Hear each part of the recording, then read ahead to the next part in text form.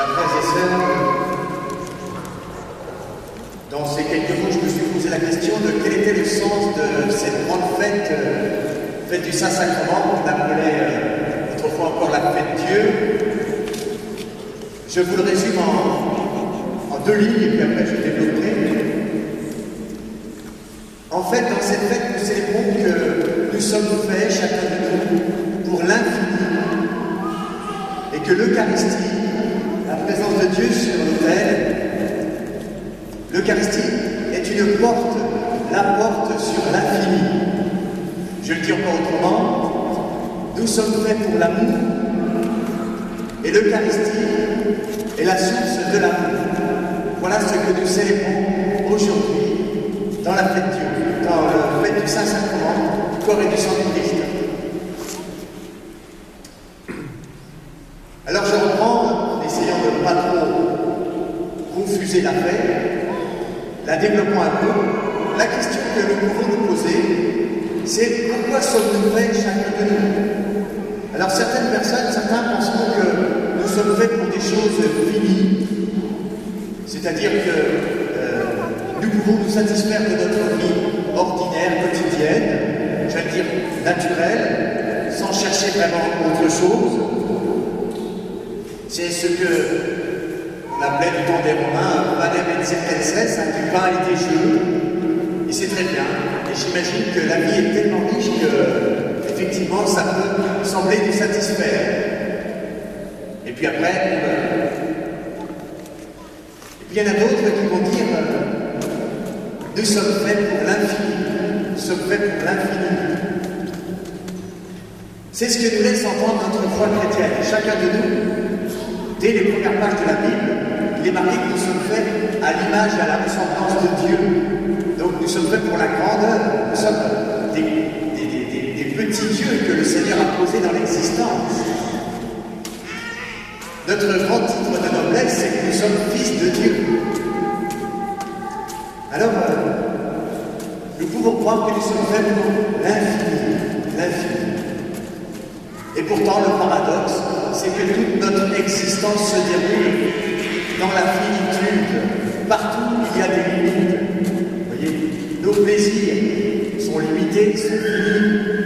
Notre fortune, aussi grande puisse-t-elle être, est limitée, elle est finie. La durée de notre vie, la médecine pourrait faire autant de progrès qu'elle veut, elle sera quand même limitée. Nos capacités sont limitées. Alors, on en revient à la question, pourquoi sommes-nous faits? Est-ce que nous sommes faits pour des choses limitées ou est-ce que nous sommes faits pour l'infini? Alors personnellement, jamais je n'ai réussi à croire que quelque chose de fini pouvait pleinement me satisfaire et combler mon cœur. C'est peut-être pour ça qu'aujourd'hui, je suis prêtre aussi. Oui, je pense que notre société a oublié la dimension infinie de l'être, du cœur de l'homme. Et pourtant, quand, par exemple, Stéphane Bern fait une émission sur Thérèse de Lisieux, eh bien, l'audimat explose, comme si dans le cœur de tous les Français, il y avait ce désir d'infini exprimé par la vie de Sainte Thérèse de Lisieux. Il y a aussi une émission sur CNews, Enquête d'esprit, qui semble intéresser beaucoup de gens. Alors aujourd'hui, dans les lectures de la Bible que nous avons écoutées, on voit Jésus qui parle aux Juifs. Et il ne semble pas trop comprendre ce que Jésus leur dit. Il faut dire que Jésus n'a pas vraiment simplifié son discours. Nous disons que ce qu'il voulait dire était tellement incroyable que ses auditeurs ne le croyaient pas. Jésus les invite à croire qu'ils sont faits pour l'infini. Alors que voyez-vous, les Juifs qui sont autour de Jésus, Jésus avait fait la multiplication des pains, il leur avait donné à manger du pain, et ils avaient été très contents, les Juifs. Tous ceux qui étaient autour de Jésus, c'était une époque difficile, avoir à manger tous les jours, c'était déjà un grand cadeau. Et bien là, Jésus leur avait donné à manger en abondance. Alors ils étaient se satisfaire de cela. Déjà, les Hébreux dans le désert, dans la première lecture du Deutéronome, on voit les Hébreux dans le désert qui sont nourris par Dieu. Dieu leur donne la manne, cette nourriture miraculeuse qu'il leur est donnée chaque jour et qui les nourrit. Les Hébreux avaient pris conscience que Dieu prenait soin d'eux. Et c'était pour eux une grande nouvelle, une grande bonté de la part de Dieu. Voilà, ils découvraient un Dieu attentif. Mais là, Jésus ne veut pas seulement leur donner à manger du pain et du poisson. Jésus leur promet la vie éternelle. Alors la vie éternelle, qu'est-ce que c'est que la vie éternelle? Chacun de nous pouvons nous poser la question, qu'est-ce qu'on entend par vie éternelle? Qu'est-ce que ça veut dire pour nous?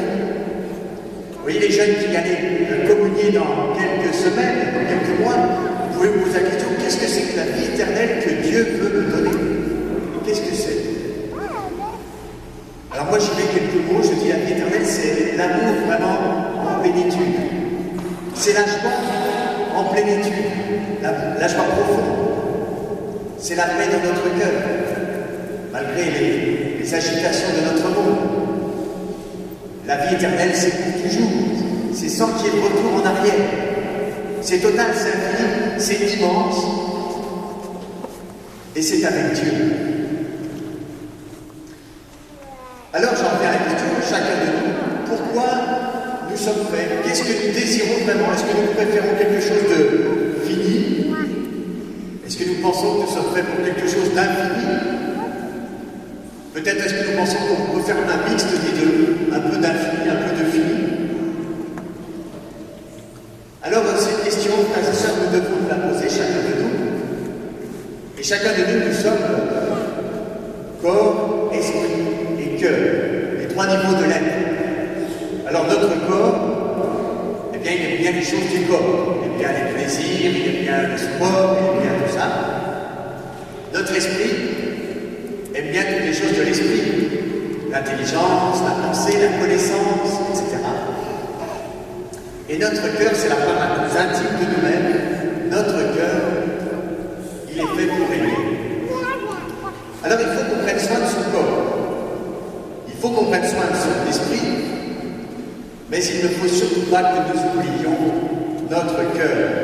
Et je le redis, notre société, me semble-t-il, oublie beaucoup notre cœur, la part la plus subtile, la plus profonde de chacun de nous. Quel est mon désir profond? Je ne peux pas répondre à votre place à cette question, mais j'y donne une réponse. Nous sommes faits, je le redis, pour aimer. Et comme disait saint François de Sales, la mesure de l'amour, c'est d'aimer sans mesure. Nous sommes faits pour aimer toujours, frères et sœurs. L'Eucharistie, ce petit morceau de pain que nous recevons à chaque Eucharistie, à chaque communion, ne vient pas nourrir notre corps. C'est beaucoup trop petit. Il ne vient pas nourrir non plus notre intelligence, puisque l'intelligence est dépassée par ce qu'il se passe à l'autel.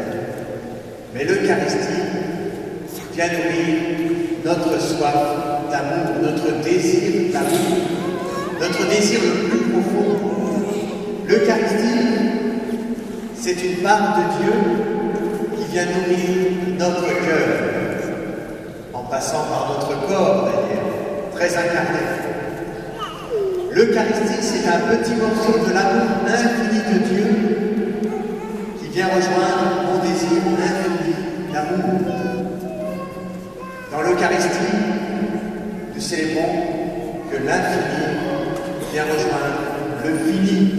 Dans ce petit morceau de pain, c'est le cœur de Dieu. Frères et sœurs, je conclue. Je ne connais pas d'autre source que l'Eucharistie pour nourrir notre besoin vital d'amour. Et je ne connais rien qui puisse nous ouvrir à la vie éternelle, sinon l'Eucharistie.